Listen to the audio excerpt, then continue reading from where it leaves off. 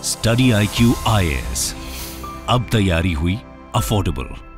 नमस्कार दोस्तों I am sure कि पिछले 1-2 दिनों में आपने एक पर्सन का नाम सुना होगा और इनका नाम है जॉर्ज सोरोस। बताया जा रहा है कि जॉर्ज सोरोस ने Munich security conference, don't worry मैं अभी आपको बताऊंगा वीडियो के अंदर ये MSC है क्या, लेकिन इसके दौरान जॉर्ज सोरोस ने anti India, anti government, anti Modi कुछ स्टैंड लिया, कुछ बयान दिया और इसको लेकर जो एक्सटर्नल अफेयर मिनिस्टर हैं एस जयशंकर साहब, उन्होंने बहुत ही कड़े शब्दों में उन बयानों को रिजेक्ट किया। ये आप देख सकते हो, Jaishankar hits out at billionaire investor George Soros, calls him old, rich and dangerous. तो इसके बारे में एक एक चीज मैं आपको डिटेल से बताऊंगा कि क्या क्लैरिफिकेशन दिया गया है, क्या एस जयशंकर साहब ने बोला है और ये कौन सा कॉन्फ्रेंस हो रहा था, क्या चीजें थी, वो भी हम अच्छे से डिटेल में जानेंगे। चलिए आगे बढ़ते हैं, लेकिन उससे पहले ध्यान रखिएगा दोस्तों, अगर आप 2024 के लिए, मतलब कि 2024 में UPSC का अगर आप एग्जाम देने वाले हैं और प्रीलिम्स और मेंस की पूरी तैयारी चाहते हैं, तो कल से हमारा जो बैच है full fledge live foundation batch, जिसमें 1000+ आवर से ज्यादा की लाइव क्लासेस होगी,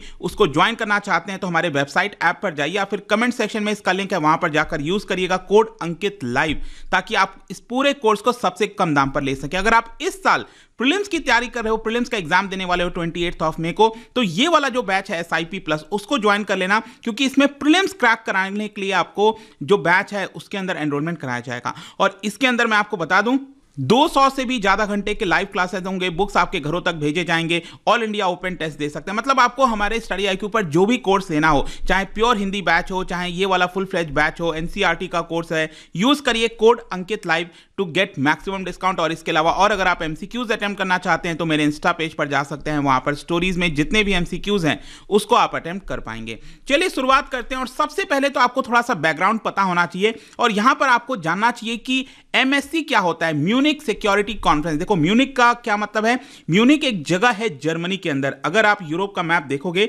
तो ये जर्मनी के अंदर आप देखोगे तो सदर्न साइड में ये आपको देखने को मिलेगा, ये जगह है म्यूनिक, उसी के नाम से आया है म्यूनिक सिक्योरिटी कॉन्फ्रेंस। बेसिकली क्या है कि इसको एक जर्मन ऑफिशियल या फिर पब्लिशर जो है, ये इनके द्वारा इसको लॉन्च किया गया था 1963 में। अब आपको पता होगा कि एक तरफ रशिया था, USSR था, और दूसरी तरफ USA था, राइट। तो वो कोल्ड वॉर का समय चल रहा था। तो जब कोल्ड वॉर पीक पर चल रहा था, दोनों देश आपस में कंपटीशन कर रहे थे हर एक फील्ड के अंदर, तो यहां पर 1963 में जो जर्मन ऑफिशियल हैं उन्होंने इसको लॉन्च किया था। और इनिशियली ये जो पूरा कॉन्फ्रेंस होता था ये बेसिकली मिलिट्री इश्यूज के ऊपर बेस्ड था, क्योंकि कोल्ड वॉर का समय चल रहा था।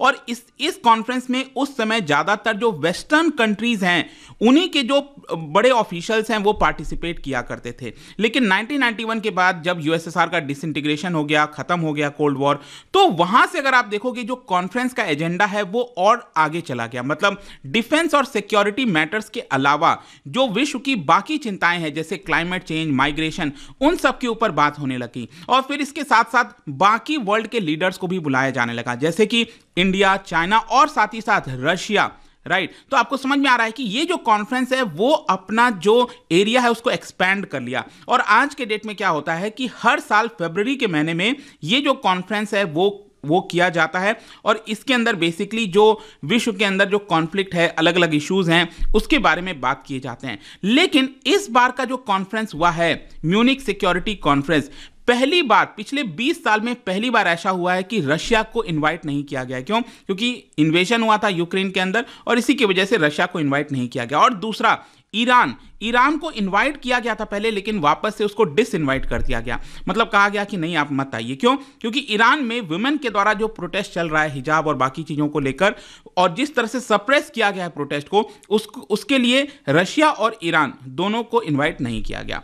तो ये चीज है। अब हुआ क्या है कि यहां पर 17 फरवरी को, क्योंकि ये जो कॉन्फ्रेंस है दोस्तों ये आज संडे तक चलेगा ये पूरा कॉन्फ्रेंस, तो 17 फरवरी को एक बिलियनियर इन्वेस्टर्स हैं जिनका नाम है जॉर्ज सोरोस, उन्होंने इसी कॉन्फ्रेंस के दौरान यहां पर अपने स्पीच में बोल दिया और यह कहा कि अभी रिसेंटली यूएस का जो हिंडनबर्ग रिसर्च है, आपको पता होगा शॉर्ट सेलर, मैंने कई वीडियोस इसको लेकर बनाए हैं, उन्होंने अडानी ग्रुप के ऊपर अपने रिसर्च में कई सारे इल्जाम लगाए। यहां पर कहा मनी लॉन्ड्रिंग और बहुत सारी चीजों का इल्जाम लगा दिया बेसिकली अडानी ग्रुप के ऊपर, और इसकी वजह से अडानी ग्रुप का जो शेयर है वो गिर गया था, हम सबने देखा।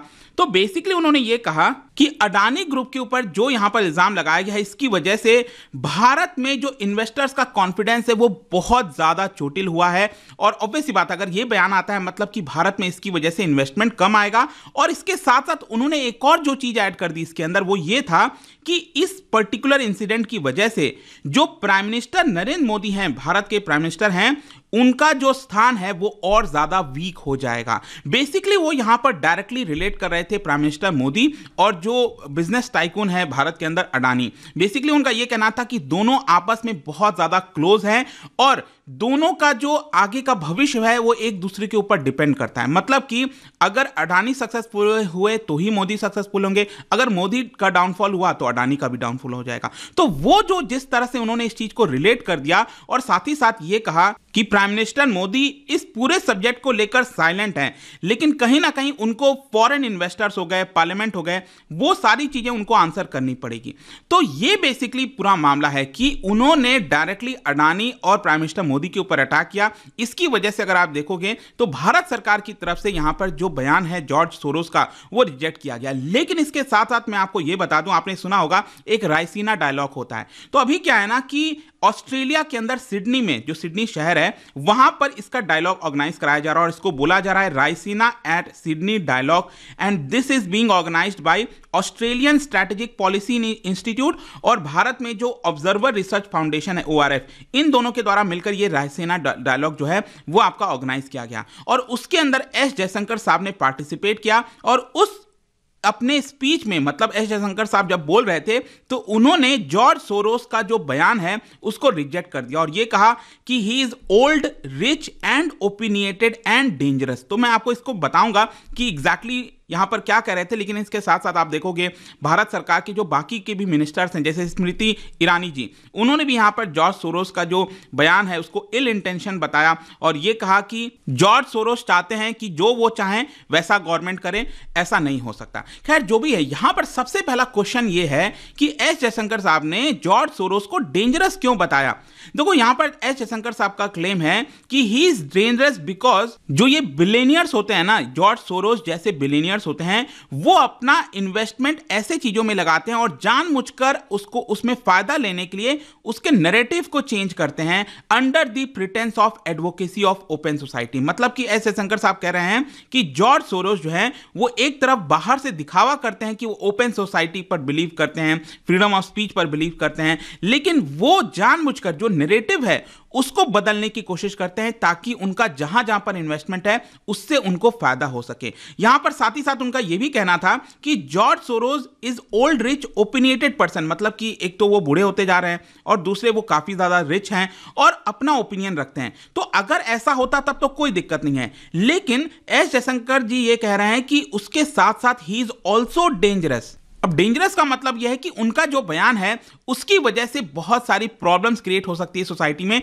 जो मैं आपको इसके बारे में और डिटेल से बताऊंगा। लेकिन इसके साथ साथ यहां पर आप देखोगे तो एस जयशंकर जी से यहां पर एक और सवाल पूछा गया। वहां पर जो एग्जीक्यूटिव डायरेक्टर हैं ऑस्ट्रेलियन स्ट्रेटेजिक पॉलिसी इंस्टीट्यूट के, उन्होंने ये सवाल पूछा एस जयशंकर जी से कि हाउ डू यू एक्सप्लेन, जब आप क्वाड के लीडर से मिलोगे, बाकी देश के लीडर से मिलोगे, तो आप अडानी वाला ये जो पूरा मामला हुआ मोदी जी के साथ जो संबंध है उसको लेकर आप कैसे एक्सप्लेन करोगे। तो देखो यहां पर एस जयशंकर सिंह ने साफ साफ कहा कि विश्व के बहुत बड़े हिस्से को कुछ भी फर्क नहीं पड़ता कि जॉर्ज सोरोस क्या कह रहे हैं। अगर जॉर्ज सोरोस ने कोई बयान दे दिया तो इसका मतलब ये थोड़ी है कि हर कोई उसको मानने लगेगा।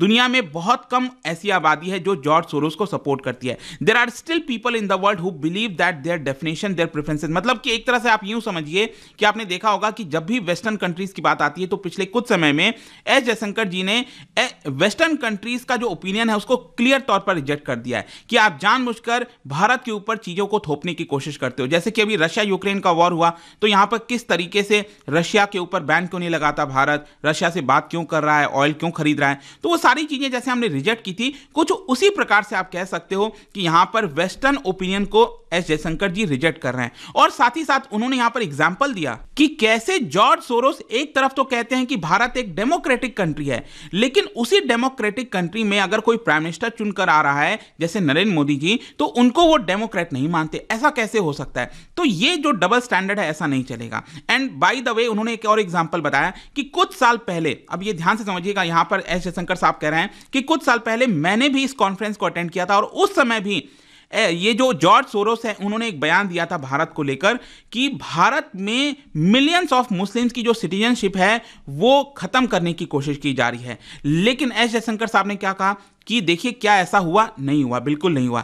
तो ये जो एक प्रकार से जॉर्ज सोरोस का बयान आता है वो जानबूझकर सोसाइटी में स्केयर मॉन्गरिंग करने की कोशिश करते हैं। कहने का मतलब यह है कि वो डेंजरस इसलिए है सोसाइटी के अंदर कि वो जो सोसाइटल फैब्रिक है उसको डैमेज करते हैं, क्योंकि कहीं ना कहीं कुछ लोग तो ऐसे होंगे जो जॉर्ज सोरोस के ओपिनियन को मानते होंगे। तो भारत के अंदर मान लो अगर कुछ लोग जॉर्ज सोरोस के ओपिनियन को मानते हैं और जॉर्ज सोरोस जानबूझकर ये कह रहे हैं कि आपकी नागरिकता छीन जाएगी, मुस्लिम्स के सिटीजनशिप को हटा दिया जाएगा, तो इसकी वजह से क्या होगा, सोसाइटी के अंदर एक तनाव पैदा होगा और इसकी वजह से लोग बैकलैश करने की कोशिश करेंगे और जानबूझकर एक जो सोसाइटल फैब्रिक है, जो समाज के अंदर एक शांति की स्थिति बनी हुई है, उसको ब्रेक करने की कोशिश की जाएगी। और इसीलिए एस जयशंकर साहब ने एक्सप्लेन किया कि क्यों वो एक डेंजरस पर्सन है। ठीक है, एक तरफ ये हो गया। फिर दूसरा यहां पर एस जयशंकर साहब ने भारत का जो डेमोक्रेटिक क्रेडेंशियल है उसका भी एग्जांपल दिया और ये कहा कि 1.4 बिलियन पीपल भारत के अंदर रहते हैं और भारत में वोटर्स डिसाइड करते हैं कि भारत कैसे चलेगा। सो इट डजंट मैटर कि जॉर्ज सोरोस क्या कह रहे हैं। A democracy is labelled flawed, मतलब कि अगर आपके हिसाब से इलेक्शन का रिजल्ट नहीं आया, आप चाहते थे कि मोदी हार जाए लेकिन मोदी वापस से चुनकर आ गए, तो आप फिर इस डेमोक्रेसी को फ्लॉड घोषित कर देते हो, तो ऐसा नहीं चलेगा। तो यहां पर बेसिकली उनका यह कहना था कि all this is done under the pretence of advocacy of open society transparency, और बार बार इस चीज को बाहर से दिखाने की कोशिश की जाती है कि हम ओपन सोसाइटी को और ट्रांसपेरेंसी को सपोर्ट करते हैं और नरेंद्र मोदी की वजह से ये डेमोक्रेसी फ्लॉड है। तो ऐसा नहीं होना चाहिए। फिर इसके साथ साथ यहां पर कॉलोनियलिज्म का भी एग्जाम्पल दिया गया है जयशंकर साहब के द्वारा, और उन्होंने ये कहा कि इस तरह की जो कमेंट है ना, जैसे जॉर्ज सोरोस का जो कमेंट आया है, इससे हमें थोड़ी चिंता इसलिए होती है क्योंकि भारत पहले जो है कॉलोनियलिज्म से गुजर चुका है और हम सबको पता है कि बाहरी जो ताकतें होती हैं, आउटसाइड जो इंटरफेरेंस होता है, वो हमारे लिए अच्छा नहीं है। तो इसी की वजह से हम जॉर्ज सोरोस के पूरे बयान को यहां पर रिजेक्ट करते हैं। तो ये एस जयशंकर साहब अभी इस समय ऑस्ट्रेलिया में गए हैं and let me tell you, उन्होंने ऑस्ट्रेलिया के प्राइम मिनिस्टर से मुलाकात की, एंथनी एल्बनीज, और वहां के फॉरेन मिनिस्टर से मुलाकात की और कई सारे जो स्ट्रैटेजिक पार्टनरशिप, इकोनॉमिक अपॉर्चुनिटीज, इन सारे चीज़ों के बारे में बात हुआ। क्रिकेट भी आपको पता है ये समय टेस्ट मैच चल रहा है और जो एंथनी एल्बनीज हैं ऑस्ट्रेलिया के प्राइम मिनिस्टर, वो भारत के दौरे पर आने वाले अगले महीने। तो देखते हैं क्या होता है, बट आई होप कि ये जो पूरा वीडियो था रिगार्डिंग जो कुछ कॉन्ट्रोवर्सी से मैं चल रही थी और एस जयशंकर साहब का जो बयान आया है उसके कॉन्टेक्स्ट में आपको सब कुछ समझ में आ गया होगा। और जाने से पहले एक इंटरेस्टिंग क्वेश्चन क्या बता सकते हैं, यहां पर पॉलिटी से रिलेटेड क्वेश्चन है। आपको पता होगा कि यहां पर जो पावर्स हैं वो union list, state list, concurrent list और एक रेसिडुअरी लिस्ट होता है, उसमें डिवाइड किया गया है। 7th शेड्यूल आपको पता होगा। तो उसमें साइबर लॉ किस में आता है, क्या बता सकते हो? इसका राइट आंसर आप सबको पता है, मेरे इंस्टाग्राम पर तो मिलेगा ही, वहां पर अगर आप नहीं हो कोई बात नहीं, टेलीग्राम से भी ले सकते हैं इसका सही उत्तर। मैं कई सारे जो MCQs हैं वो यहां पर स्टोरीज में डालता रहता हूं। बाकी अगर आपको PDF चाहिए तो टेलीग्राम पर आइए, अलग अलग सोशल मीडिया पर आप जुड़ पाओगे। और जैसा मैंने बताया 2024 के लिए प्रिपेयर करो तो प्रीलिम्स और मेंस वाला बैच ले लेना, और अगर आप SIP के लिए इस बार का जो प्रीलिम्स है वो क्रैक करना चाहते हैं तो ये बैच ले लेना। तो यूज करिएगा code Ankit live to get maximum discount. And I hope कि वीडियो आपको पसंद आया होगा। मिलता हूं आपसे next time, till then thank you very much, see you soon. Study IQ IAS, अब तैयारी हुई अफोर्डेबल।